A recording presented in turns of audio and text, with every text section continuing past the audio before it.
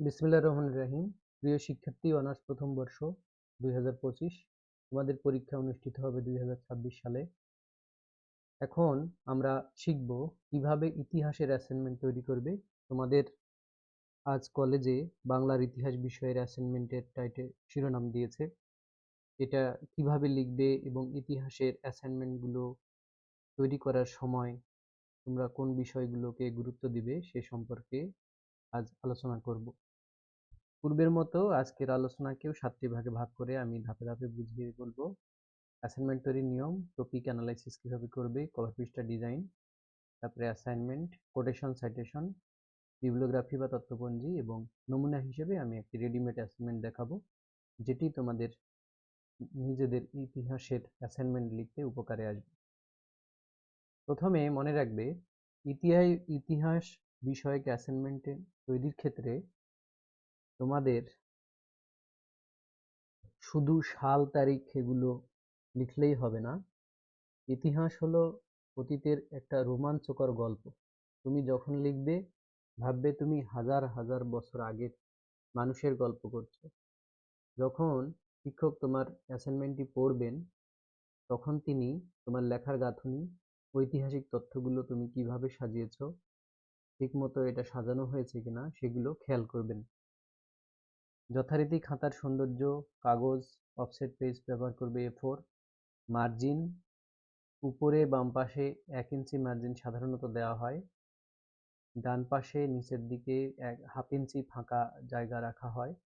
তোমরা চারপাশেও মার্জিন দিতে পারো, তবে সেটা অবশ্যই পেন্সিল দিয়ে মার্জিন করতে হবে। কলম দিয়ে মার্জিন করলে কালি লেপ্টে যায়, খুবই অপরিষ্কার দেখা যায়। বল পয়েন্ট কলমের ক্ষেত্রে অবশ্যই কালো, এবং পয়েন্টগুলোকে তোমরা নীল কালিতে লিখতে পারবে। কালো নীল বাদে অন্য কোনো রঙের বল পয়েন্ট ব্যবহার করা যাবে না। 1 পৃষ্ঠায় লিখতে হবে, উপর পাশটি ফাঁকা থাকবে। আর তোমাদের অ্যাসাইনমেন্টের ক্ষেত্রে সূচিপত্র অবশ্যই দিতে হবে। গল্পের মতো উপস্থাপন করবে, ভাষাকে নদীর মতো সহজ রাখবে, বাক্যগুলো এমনভাবে সাজাবে যেন পাঠক সহজেই প্রাচীন বাংলা দৃশ্যগুলো চোখের সামনে দেখতে পায়। তুমি সুন্দর করে গল্প বলছো, এরকম করে লিখবে। লেখা শুরুর আগে ইতিহাস বিভাগের তোমরা যে বিভাগের অ্যাসাইনমেন্ট লিখছো, ওই বিভাগের সাইদ আলী স্যার একজন প্রখ্যাত গবেষক। তিনি ইতিহাস বিষয়ক তার অনেকগুলো গবেষণা গ্রন্থ আছে। তিনি আমাদের দেশের একজন উচ্চমানের গবেষক ও লেখক। ইতিহাসের বই লিখতে গেলে মুখের কথা শুনেই বা লিখেই বিশ্বাসযোগ্য হয় না, তো তার যথার্থ প্রমাণ দিতে হয়। তো তোমাদের অ্যাসাইনমেন্টে লেখাগুলোর যথার্থ প্রমাণ দিতে হবে, সেক্ষেত্রে কোটেশন ও সাইটেশন তোমরা দিবে। তো এই ছিল আমাদের অ্যাসাইনমেন্ট লেখার নিয়ম, সাধারণ আলোচনা। এখন আমি তোমাদের দেখাবো কিভাবে মূল অ্যাসাইনমেন্টটা লিখবে। তো আমি এখানে আগে থেকেই একটা অ্যাসাইনমেন্ট রেডি করে রেখেছি। এই অ্যাসাইনমেন্টটি আমি তোমাদের দেখাবো এবং কভার পৃষ্ঠা কিভাবে লিখবে। তোমরা দেখতে পাচ্ছ, এটা হচ্ছে কভার পৃষ্ঠা। ইতিহাস বিভাগ থেকে তোমাদের বলে দেওয়ার কথা যে তোমরা এটা কম্পিউটারের দোকানে কম্পোজ করে দিবে, প্রিন্ট করে, নাকি হাতে লিখে দিবে।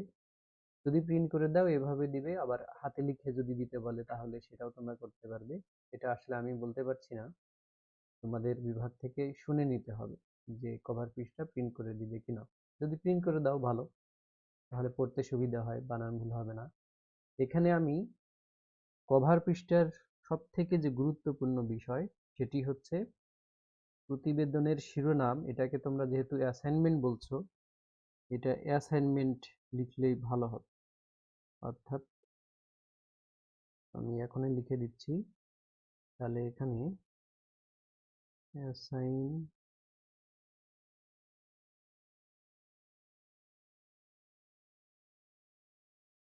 অ্যাসাইনমেন্টের শিরোনাম এটা লিখবে। অ্যাসাইনমেন্টের নাম এরকম না, অ্যাসাইনমেন্টের শিরোনাম লিখবে। আমি এটা ঠিক করে দিলাম, একটু সময় লাগলো। আচ্ছা, এবার দেখো, অ্যাসাইনমেন্টের শিরোনাম ঠিক যেভাবে স্যার দিয়েছেন সেভাবেই দিবে। অর্থাৎ অ্যাসাইনমেন্ট যেভাবে দেওয়া হয়েছে, একটা কম্পোজ পৃষ্ঠা দেখলাম, দিয়েছে, আমি ফেসবুকে দিয়েছি, সেটা তোমরা ওইভাবেই লিখবে। বিদেশিদের লেখায় বাঙালি সমাজ ও সংস্কৃতি। প্রথমত আমরা চিন্তা করি যে এটাতে কি লিখতে হবে, মানে কি লেখা উচিত। তো এটাতে লেখা উচিত যে বাংলাদেশে যুগে যুগে বিভিন্ন পর্যটকরা বাংলায় বেড়াতে এসেছিল, ভ্রমণ করতে এসেছিল।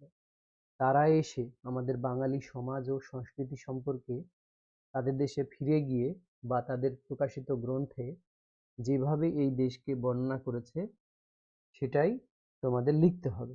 অর্থাৎ মনে করো তুমি বেড়াতে গিয়েছো অন্য কোনো ইউরোপের কোনো দেশে, সেই দেশের সমাজ এবং সংস্কৃতি দেখে তুমি মুগ্ধ হয়ে, অথবা যেটা তোমার খারাপ লেগেছে সেগুলো তুমি কিভাবে উপস্থাপন করলে, এইরকম আর কি অনেকটা। তো এখানে তোমাদের বিষয়ের নাম লিখবে, তারপরে বিষয় কোড, এগুলো যেন একদমই ভুল না হয়। এখানে এই লেখাটি খুবই গুরুত্বপূর্ণ। বাম পাশে যে তুমি স্টুডেন্ট লিখবে, এখানে তুমি লিখবে উপস্থাপনায়, এখানে আমি একজনের কাল্পনিক নাম দিয়েছি। আর তত্ত্বাবধানে এখানে তোমার সুপারভাইজার, অর্থাৎ যে স্যার তোমার ক্লাস নেন, ইতিহাস বিভাগের 3 জন স্যার আছেন, ম্যাডাম আছেন। তো তোমরা তাদের নাম ব্যবহার করতে পারো। তো এখানে অবশ্যই যে দেখো আমি নামের বানান এখানে ঠিক করে লিখেছি। তোমরা যদি মনিউল স্যারের নাম লেখো এইভাবেই লিখবে, জনাব মোহাম্মদ মনিউল ইসলাম। একদম নামের বানান পদবি ভুল করা যাবে না। যদি ভুল করো তাহলে তোমার মার্কস ভালো হবে না। আর বুঝবেন যে তুমি স্যারকেই চিনো না, আর কি অ্যাসাইনমেন্ট লিখছো। এখানে শেষে জমাদানের তারিখ এটা লিখবে। আমি আরো যদি তোমরা অন্যান্য স্যারদের নাম লিখতে চাও, এখানে হায়দ আলী স্যার এবং আমাদের শফি মাহমুদ স্যারের নাম সঠিক বানান আমি এখানে দিয়েছি, তোমরা এখান থেকে দেখে অ্যাসাইনমেন্টে লিখবে। এখানে আমি নোট দিয়েছি একটা, যে যে কোনো একজন স্যার অথবা যিনি তোমাদের ক্লাস নেন তার নাম তত্ত্বাবধানে এখানে লিখতে হবে। নামের বানান ও পদবি ভুল করা যাবে না। তাহলে এই বিষয়ে আলোচনা আমাদের শেষ হলো। এখন আমরা আমাদের আলোচনার দ্বিতীয় অংশটা দেখি। আমাদের অ্যাসাইনমেন্ট শুরু হলো। এটা তোমাদের অ্যাসাইনমেন্ট। অ্যাসাইনমেন্টে দেখো প্রথমেই, অ্যাসাইনমেন্ট হচ্ছে একটা বইয়ের মতো। একটা বইয়ে যেমন সূচিপত্র ছাড়া বইটা পড়তে খুব অসুবিধে হয়, তো অ্যাসাইনমেন্ট লেখার ক্ষেত্রেও প্রথমেই তোমাকে সূচিপত্র দিতে হবে, যে কোন পৃষ্ঠায় কত নাম্বারে তুমি কোন টপিক আলোচনা করেছো সেটা দিবে। আমি এখানে টেকনিক্যালগত কারণে ইংরেজি নাম্বার এসেছে, তোমরা বাংলায় লিখবে এই পেজ নাম্বারগুলো। তো এখানে দেখো আমি নাম্বারিংটা কিভাবে করেছি। আমার মূল আলোচনা হলো শেকড়ের সন্ধান। তো তারপরে আমি 2 নাম্বার দিয়েছি, এগুলা ধরো 2-এর আবার 2টা প্যারা, এই জন্য 2.1 2.2 এইভাবে লিখেছি। এবং আলোচনার শেষে উপসংহার তথ্যপঞ্জি।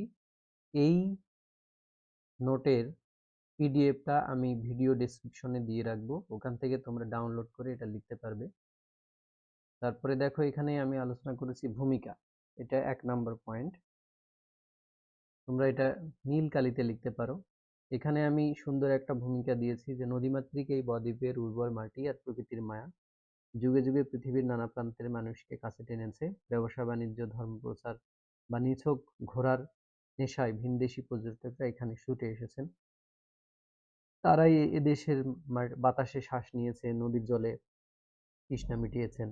ফিরে যাওয়ার সময় তাদের ডায়েরিতে পরম মমতায় বিস্ময়ে লিখে গেছেন তৎকালীন বাংলার এক জীবন্ত ছবি। ইতিহাসের পাতায় বিদেশিদের এই বর্ণনাগুলো কেবল তথ্য নয়, এগুলো হলো আমাদের অতীত সমাজ ও সংস্কৃতির সবচেয়ে বড় দলিল।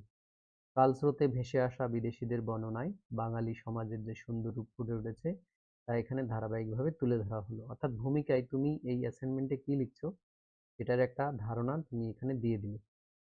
দেওয়ার পর এরপরে আমি প্রাচীন যুগ অর্থাৎ ভিনদেশীদের চোখে অপরূপ, আমরা প্রাচীন যুগ, তারপরে মধ্যযুগ, এইভাবে ধীরে ধীরে সামনের দিকে অগ্রসর হব। তো এখানে প্রাচীন বাংলার আর্থসামাজিক ও রাজনৈতিক অবস্থার সবচেয়ে বিশ্বস্ত গল্প লুকিয়ে আছে গ্রিক ও চৈনিক পরিব্রাজকদের পুরনো পাতায়। অর্থাৎ গ্রিক এবং চীনা বীররা যে এই দেশে এসেছিল, তারা লড়াই করেছিল, তাদের ডায়েরিতে এগুলো লেখা হয়েছে। যেমন গ্রিক বীরদের বিস্ময় ও গঙ্গারিডাইদের শৌর্য। প্রাচীন বাংলার সামরিক শক্তির কথা বিশ্ববাসী প্রথম জানতে পারে গ্রিকদের কাছ থেকে। অর্থাৎ গ্রিকরাই দেশে এসেছিল, তারা এই দেশ থেকে যুদ্ধ করেছে, এই দেশ দখল করেছে, এই দেশ দখল করে তারা চলে গেছে, গিয়ে এই দেশ সম্পর্কে ওই দেশে গ্রন্থ লিখেছে, বলেছে। তো এখানে আমি এগুলো পড়ার সময় নেই, ভিডিও অনেক লম্বা হয়ে যাচ্ছে। আমার উদ্দেশ্য হলো এই অ্যাসাইনমেন্ট, এটি রেডিমেড অ্যাসাইনমেন্ট। এটি আমি কিভাবে লিখেছি, কোন কোন বিষয়গুলো আলোকপাত করেছি। তো এই ইতিহাসের অ্যাসাইনমেন্ট লেখার সময় অবশ্যই তোমাদের ধারাবাহিকতা বজায় রাখতে হবে, সময়ের, তারিখের, সালের। তো এখানে দেখো প্রাচীন যুগ দিয়ে শুরু করে ধীরে ধীরে কারা প্রথমে এসেছিল আমাদের দেশে, তাদের কথা, তারপরে এইভাবে একটা ধারাবাহিকতা মেনে সামনের দিকে এগিয়ে গেছি। সৈনিকদের সৈনিক পরিব্রাজকদের মুগ্ধতা, শান্ত ও সমৃদ্ধ বাংলা, অর্থাৎ গ্রিকদের পর জ্ঞান পিপাসায় মত্ত হয়ে বাংলায় আসেন চৈনিক মানে চীনা পর্যটকরা আর কি, পরিব্রাজক মানে ভ্রমণকারী। পঞ্চম শতকে ফাহিয়েন বাংলার তাম্রলিপি বন্দরে আসেন। তিনি এখানকার বাণিজ্যের প্রাচুর্য দেখে মুগ্ধ হন। বাঙালির শান্ত স্বভাবের কথা উল্লেখ করে তিনি শ্রদ্ধাভরে লিখেছেন, এদেশে চুরি ডাকাতি বা কুটিলতার কোনো স্থান নেই। পঞ্চম শতাব্দীতে আসেন আরেক পণ্ডিত পরিব্রাজক হিউয়েন সাং। এই যে আমি এই কথাগুলো বলছি, এগুলো ইতিহাসের বই থেকে নেয়া। পুন্ড্রবর্ধন অর্থাৎ বগুড়া আমাদের ও সমতট অঞ্চলে ঘুরে তিনি যে চিত্র এঁকেছেন তা সত্যিই চমৎকার। তার বর্ণনায় এদেশের মাটি ফসলে ভরপুর ছিল, আর এখানকার জ্ঞানপিপাসু শিক্ষার্থীদের মেধা, অতিথিপরায়ণ স্বভাব ছিল দেখার মতো। অর্থাৎ এক একজন আমি পর্যটকের এখানে নাম নিয়েছি এবং তারা এই বাংলা সম্পর্কে কি বলেছেন সেগুলো এখানে লিখেছি। মধ্যযুগ, তাহলে দেখো প্রাচীন যুগে আমরা কয়েক চৈনিক পরিব্রাজক, তার আগে আমরা গ্রিকদের কথা বললাম, তারপর রেফারেন্স হিসেবে আমরা নাম নিলাম ফাহিয়েন, তারপরে আহ হিউয়েন সাং। মধ্যযুগে এসে আমি আবার বলছি, মধ্যযুগে বাংলার ঐতিহ্যের গল্প রূপকথার মতোই চারদিকে ছড়িয়ে পড়েছিল। পারস্য, আরব, চীন থেকে অসংখ্য মানুষ সে সময় বাংলার বুকে ভিড় জমান। ইবনে বতুতার ভালো লাগা, দোজখী পুর নিয়ামত। চতুর্থ শতকে মরক্কোর বিখ্যাত পর্যটক ইবনে বতুতা হযরত শাহজালাল রহমতুল্লাহ আলাইহির দর্শনে বাংলায় আসেন। এগুলোই লিখছি। আর এখানে দেখো সবথেকে গুরুত্বপূর্ণ, আমি একটা ইংরেজি কোটেশন এখানে দিয়েছি। ইংরেজি অনুবাদ বইগুলোতে এই কোটেশন গুলো আছে, আমি প্রমাণ হিসেবে এটা উল্লেখ করেছি এখানে। এটার একটা বাংলাও দিয়েছি। তারপর এটা কোন গ্রন্থ থেকে আমি এখানে কোট করেছি সেটা এই ফুটনোটে এখানে দিয়ে দিয়েছি, যে এটা ফুটনোট। তোমরা যে পৃষ্ঠায় এই কোটেশনটি, এরকম কোটেশন দিবে, সেটার এখানে এই ফুটনোটও কিন্তু দিতে হবে। তো বাঙালিদের নিজেদের দেশ সম্পর্কে একটি প্রবাদ আছে, দোজখীপুর নিয়ামত, যার অর্থ হলো নিয়ামতে ভরা নরক। আর তারপরে চীনা দুধ মাহুয়ানের বর্ণনায় বাংলার মসলিন ও শিল্প, এগুলো তোমরা পড়ে নিবে। তারপরে এইভাবে আমি জাস্ট দেখিয়েছি যে কিভাবে কোটেশন গুলো ব্যবহার করব, তারপর নাম্বার গুলা কিভাবে লিখবো। এই তারপরে শেষে এসে আমরা বিদেশিদের বর্ণনায় সীমাবদ্ধতা, এটা একটা আমরা মূল্যায়ন করেছি, যে তারা এসে, একজন মানুষ যখন অন্য সংস্কৃতিতে, অন্য সভ্যতায় বেড়াতে যায়, তখন তার দৃষ্টিকোণ থেকে সেই বিচারটা করে। কারণ সে, যারা আমাদের দেশে এসেছিল তারা তো প্রকৃতপক্ষে আমাদের দেশে অনেকদিন বসবাস করেনি, এবং তারা আমাদের দেখে খুব সহজে বুঝতে পারবে না। তো বিদেশিদের লেখা ইতিহাস জানার জন্য খুব জরুরি হলেও তা সম্পূর্ণ ভুল ত্রুটির ঊর্ধ্বে নয়। ভিনদেশী পর্যটকরা এই বিদেশের ভাষা ও মনের খবর সবসময় বুঝতে পারেননি। বিশেষ করে ইউরোপীয় বণিকদের লেখায় নিজেদের শ্রেষ্ঠ প্রমাণের একটা চেষ্টা কাজ করত। প্রখ্যাত ইতিহাসবিদ নিহারঞ্জন রায় এ বিষয়ে খুব সুন্দর করে বলেছেন, বিদেশি পর্যটক ও বণিকদের বিবরণী প্রাচীন বাংলার আর্থসামাজিক ইতিহাসের এক অপরিহার্য উৎস, যদিও তাদের দৃষ্টি অনেক ক্ষেত্রেই ছিল বহির্গত এবং ভাষা। অর্থাৎ এটা দিয়ে আমরা বোঝালাম যে তারা আমাদের বাংলা সম্পর্কে যে নেগেটিভ কথাবার্তা বলেছেন, সেগুলো আমরা গ্রহণ করার আগে অবশ্যই যাচাই বাছাই করে দেখা উচিত। কারণ তারা তাদের সংস্কৃতি এবং তাদের রুচি পছন্দের উপর ভিত্তি করেই আমাদের বাংলার সংস্কৃতি, সভ্যতাকে তারা তাদের ভাষায় বলেছেন। এবং উপসংহারে এসে আমি একটা বলেছি যে কি আর কি পড়লেই বুঝতে পারবে, এগুলো বলার সময় নেই। আর অ্যাসাইনমেন্টের আরো একটা গুরুত্বপূর্ণ বিষয় হচ্ছে যে এটা একটা গবেষণাপত্র। তুমি এটা যে লিখবে, এটা কোন কোন বই পড়ে তুমি এই তথ্যগুলো সংগ্রহ করেছো সেগুলো এখানে লিখে দিতে হবে। তো এটার নাম হচ্ছে তথ্যপঞ্জি বিপ্লবগ্রাফি। তুমি ওয়েবসাইট থেকেও তথ্য নিতে পারো। এই যে ওয়েবসাইটের কিছু লিস্ট আমি এখানে দিয়েছি, যে এই ওয়েবসাইটগুলোতে এইগুলো আসলে আসে। আর এই তথ্যগুলো আমি সংগ্রহ করেছি এই যে এই বইগুলো থেকে। এগুলো রেফারেন্স বই। এগুলো লেখার এইভাবেই লিখতে হয়। প্রথমে লেখকের সেই নামের শেষের অংশ, তারপর প্রথম অংশ, তারপর প্রকাশ সাল, বইয়ের নাম, এইভাবেই আমাদের একটি অ্যাসাইনমেন্ট শেষ হলো। তো এই ছিল আজকের অ্যাসাইনমেন্ট। এটার পিডিএফ কপি তোমরা ভিডিও ডেসক্রিপশন থেকে লিঙ্ক দেওয়া থাকবে, সেখান থেকে ডাউনলোড করে নিতে পারবে। তো তোমরা ভালো থেকো, তোমাদের অ্যাসাইনমেন্ট লেখা সহজ হোক, সুন্দর হোক, এই কামনায় এখানেই শেষ করছি। ধন্যবাদ।